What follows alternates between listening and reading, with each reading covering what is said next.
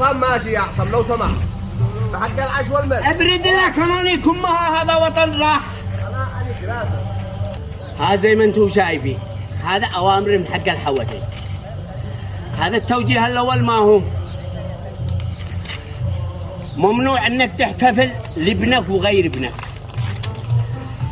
هذا اي اراضي في منطقة عصر يبزوهن عليك بحجة ان حق الامام ابن القحب. هذا الامر الثالث، اي تاجر وايا كان والله مواطن هذا حق الزكاة تدي مش الخمس تتنص غصب عنك.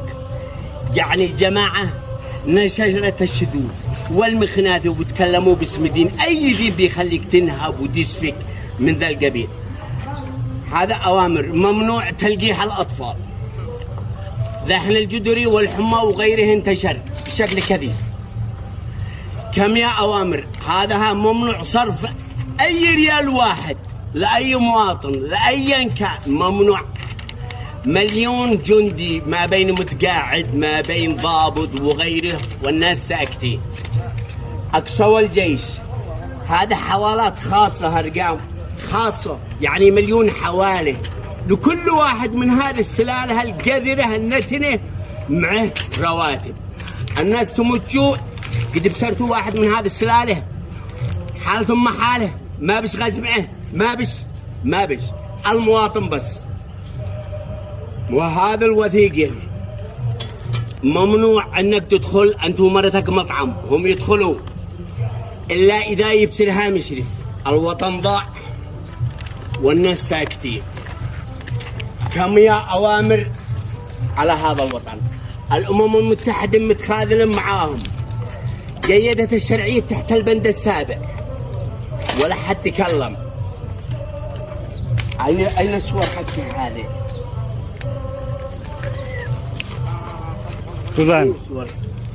ها يعني هذا ابن الحرام.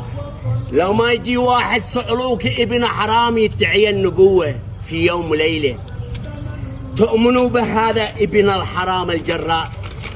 هذا والله العظيم لو في يدي شيء لأنتم في الكبد حقه. منو ضيع لبنان؟ هذا الملعون حسن لعنة الله. ضيع لبنان، كانت سويسرا الشرق الأوسط. اتقوا الله في أنفسكم. احنا بنقول ثورة في 19/3، ثورة 17 وكنت أضعف منكم بوحدي. بصرتوا ما حصل في صنعاء، استنفار أمني وغير ذلك. هذا الخميني منو الخميني؟ هذا جاء بس عبر طريقة مخابراتي إسرائيلي أمريكي لتدمير العراق والشعوب العربية.